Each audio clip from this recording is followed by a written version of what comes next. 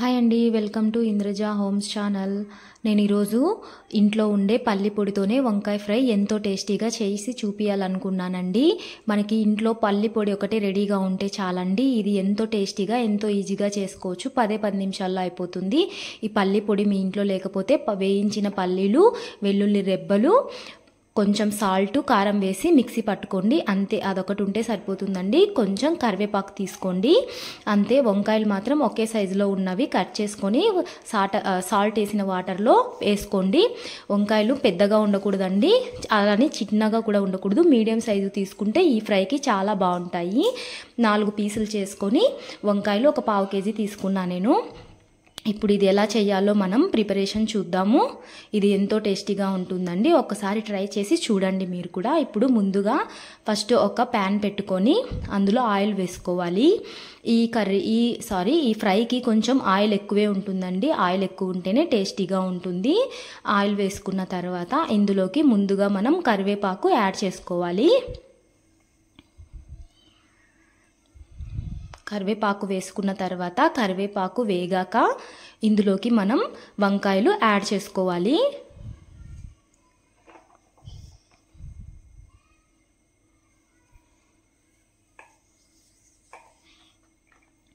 వంకాయలు యాడ్ చేసుకున్న తర్వాత మంట మాత్రం సిమ్లోనే ఉంచండి. సిమ్లో ఉంచే ఫ్రై చేసుకోండి, లేకపోతే పైన తొందరగా మాడిపోతాయి, లోపల మాత్రం పచ్చిగా ఉంటాయి.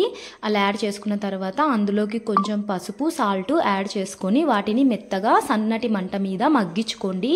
ఇవి ఆయిల్లోనే మగ్గాలి. మళ్ళీ ఎక్స్ట్రా వాటర్ అలాంటివి ఏమీ వేయకండి, ఆయిల్లోనే మగ్గాలి. అందుకే కొంచెం ఆయిల్ ఎక్కువ పడుతుందని చెప్పాను నేను.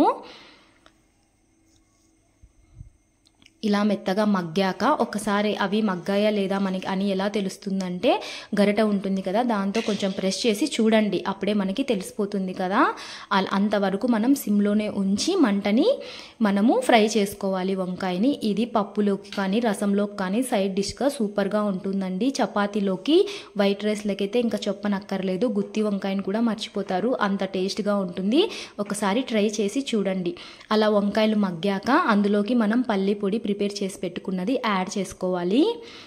యాడ్ చేసుకున్న తర్వాత అది వంకాయలకు పట్టే వరకు బాగా కలుపుకోవాలండి. ఆ పౌడర్ అంతా వంకాయల్లోకి ఇమిరిపోవాలి, అంతగా కలుపుకోవాలి. కలుపుకున్న తర్వాత మీరు సాల్ట్, కారం ఇప్పుడు చెక్ చేసుకోండి. ఒకవేళ సరిపోలేదు అంటే యాడ్ చేసుకోండి, మ్యాక్సిమం సరిపోయి ఉంటుంది. అలా మెత్తగా మగ్గాక అంతా పౌడర్ అంతా దానికి పట్టాక బౌల్లోకి సర్వ్ చేసుకోండి. సూపర్ అంటే సూపర్ టేస్ట్ ఉంటుంది. మీకు కూడా ఈ ఫ్రై నచ్చితే నా ఛానల్ని సబ్స్క్రైబ్ చేసుకోండి, లైక్ ఇవ్వండి, షేర్ చేయండి.